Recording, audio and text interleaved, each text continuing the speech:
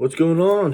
Hope everybody's doing well. Welcome to the second episode of Mark Talks. This is the series where I just talk real to the camera. All right. I want to talk about goals today. I want to talk about goal setting, and specifically for my basketball career. Throughout my basketball career, I have set large goals, big goals, and I haven't hit every single one of my goals because the list of goals that I have goes on and on and on. And I know while writing the goals, I won't reach every single one, but it's the potential to reach every single one that drives me. And I think about it like this: when you set goals, the higher the ceiling, the higher the possibilities of success you have. So if I were to set a goal that's easily achievable, let's say I wanted to score, I don't know, 2 points throughout the whole season, that's a very low goal, right? So yeah, I could definitely hit that goal, right? And maybe I could get to right here to get that, work that hard to score 2 points. Or I could say, you know what? No, I want to get 1,000 points, for example. Boom, all the way up here. So then that means I might not actually reach that goal, but it's pushing me higher than if I wanted to just get 2 points. You know, it's not always about achieving the goals that you set. It's about the work that you put in to get there. And I think that's more important a lot of the time because you can't always control the outside factors and everything that's going on. I've talked about that in videos in the past. So don't make your goals reliant on outside factors. For me, I don't really care about that stuff. All the, vanity metrics of, oh, I did this, I averaged this many points, this, that. Did I get better at basketball or not? That's what I really care about because I love this game. I love the process. I feel like I'm sounding like Adam Sandler from the movie Hustle. Do you love this game? No, I mean, really. You may love it, but are you obsessed? I just watched that movie like 2 weeks ago. But yeah, man. When you set your goals, don't be afraid to set them big. The only thing stopping you is yourself. And I know that's a pretty big revelation for a lot of people. I've realized throughout my life that I've been in my way a lot of the times, whether it be limiting beliefs, negative self-talk, or whatever the case may be. I've stopped myself from doing great things in the past, and I don't want that to continue in the future. And a shift that I've made recently in my junior year into my senior year now is, I think, a bit of humility, because looking back at some of the things I've said, some of the things that I believed, I had a bit of an ego. I'm not gonna lie. I had an ego. I knew I worked hard for what I had, and I knew I worked hard to get to the place where I'm at. But I believe at that time, I was focused on me, more than glorifying God and everything that I do. So I think I've had to make a shift in that, and I think I'm doing pretty well. I believe that being humble is extremely important, and I believe it shows a sign of maturity, something that I didn't have last year. And I imagine I'll look back when I'm older and realize I still didn't have that maturity at the age I'm at right now. That's just how it goes, but I'm trying my best. I want to speak on stopping those limiting beliefs. I want to speak on that for a second. I want to go back to my sophomore year. I think it was I believe it was my sophomore year. So I'll give you a bit of a backstory. My freshman year, I wanted to be the star of the varsity team at my school. I wanted it all. I wanted everything. I wanted to be the best as soon as I got there. And, that didn't happen. My freshman year didn't even touch the varsity floor. And that was very crushing. And I felt the effects of that in my sophomore year. It was tough. Oof, that was tough. And I actually have this written down in a journal. I saw it the other day and it made me think. I'm going to see if I can find it, but in my sophomore year, I lost a lot of motivation and I felt like I just wasn't good enough for the varsity level because I wasn't on varsity. And I started to feel pretty stupid, you know? I remember calling myself dumb and like this was all in my mind. I remember saying, man, you're so dumb for thinking that you could do that as a freshman and blah, blah, blah. And looking back, it's a real shame. Yeah, I don't know if I'll be able to find the exact, no, okay. It's not in that journal. There's actually a different journal somewhere, but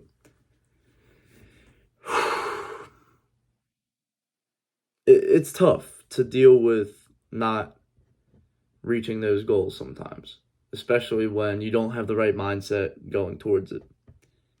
I was focused on the result and not the process, which is a shame. I look back at my younger self and I do feel very grateful for all the work that I've put in, and I just wish that I enjoyed it more. So, going into my sophomore year, I was playing on JV, and I did pretty well on JV. I'll give myself that. And then I got brought up to varsity the one time, and I hit a game winner. That was an amazing moment.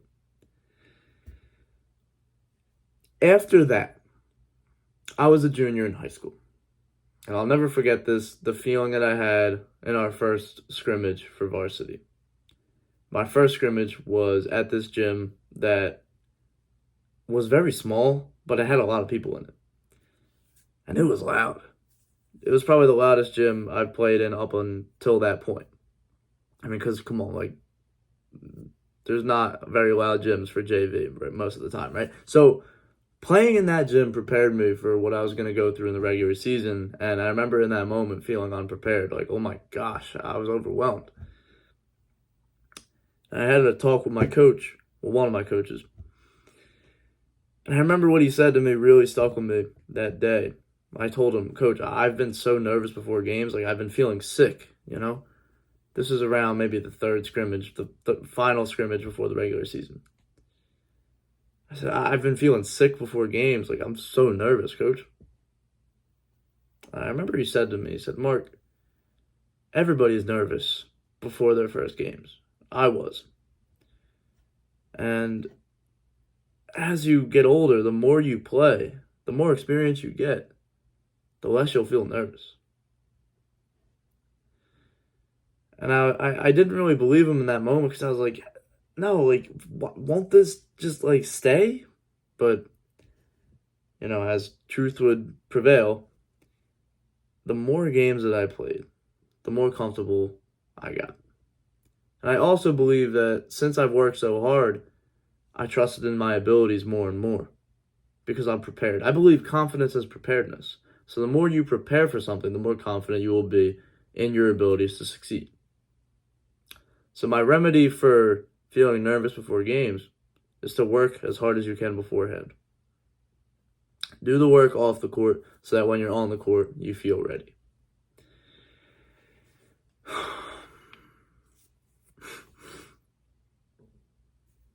A lot of lessons that I learned in my junior year have stuck with me, for sure. I cringe at some of the things that I did in my junior year for basketball. Like, I can think of a couple things in particular where my basketball IQ just wasn't that high as it is now. And I'm just looking back, like, what was I thinking? You know, where was my logic? What was I doing? And I've taken the attitude of just laughing it off instead of getting mad about it, but I seek perfection in my game. I seek perfection every single time I get out on the court. And when that is not met, it makes me mad. It angers me. But I know deep down, perfection is impossible for humans. You know, we're not perfect. We're imperfect. Only God is perfect. Amen.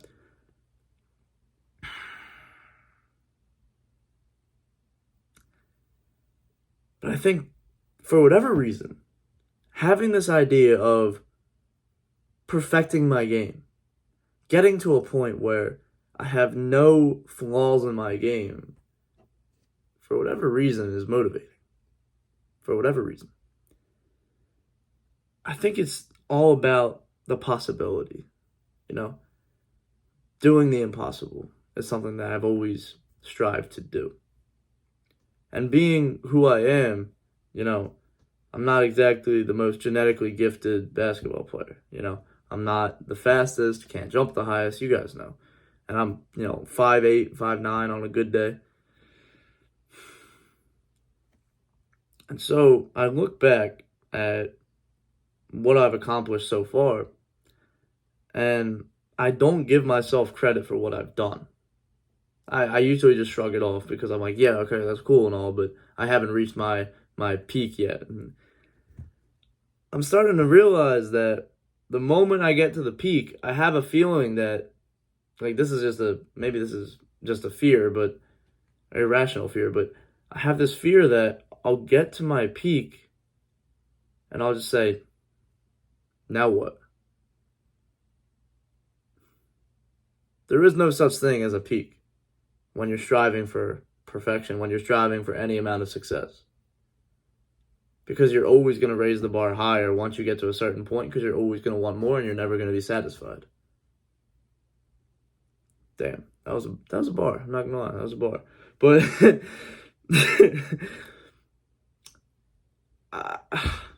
I'm trying to put this into words now. If you always raise the bar higher, you will never be satisfied. And if you measure your success by how satisfied you are, you will never believe you are successful. And truly, how can we measure success if it's outside of ourselves? I don't think we really can. Success is measured within. Success is, in my opinion, can you look yourself in the mirror and say, I'm proud of myself, yes or no? If you can say yes, I believe that is success.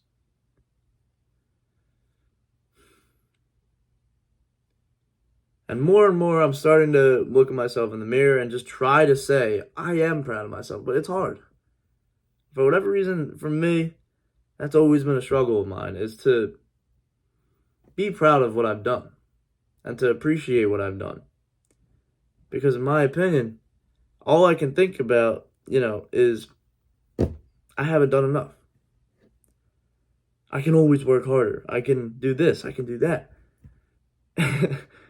And yes, sorry about that. My iPhone storage got full, so I'm back. As I was saying, yes, that stuff wears me out. I get worn down. And like by the end of the day, sometimes I just collapse into bed. I'm just like, oh my gosh. And then I started up the very next day. And that's been the whole summer. That's been, ever since the season ended, actually, back in the winter. The grind hasn't stopped. Not to sound cliche, but it's an ongoing process. And it can be exhausting, but I think because I'm obsessed, because I love it, that's what keeps me in it. And I think for somebody that's watching this right now, that's trying to work on their game themselves, people will tell you, like my mom has told me this, all work with no play is no good and whatever. Well, I believe that she may be right partially. I truly believe if you want to do something different, you got to do everything differently than everybody else. If you want to be different, if you want to stand out, if you want to achieve greatness that other people haven't met yet, you can't do the same thing that everybody else is doing, because if what they did was working, they would have already achieved that success. So I'm not telling you to cut off your entire social life or anything, but that's what I did, partially. My friends will tell you I usually don't have any time to hang out. And, thankfully I have such great friends that understand, that I'm very goal-driven and I have big aspirations. But I guess what I'm trying to say is you're going to have to say no. You're going to have to make a lot of sacrifices depending on how far you want to go with this. Instead of going to some hangout with your friends, you might have to just go to the gym and work out. And that's a sacrifice that you got to be willing to make.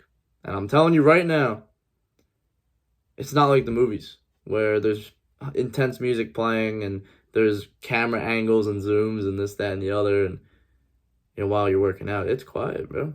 All you hear is just the thoughts in your mind, or maybe if you play music in your headphones. Especially working out alone. But I think one of the reasons why I love basketball so much is that it gets my mind off of the rest of the world, I believe a lot of people share that same quality, is that basketball can get you out of your head and just, you don't think about anything at all.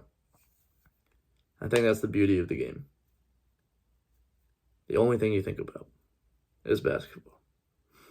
All right, man.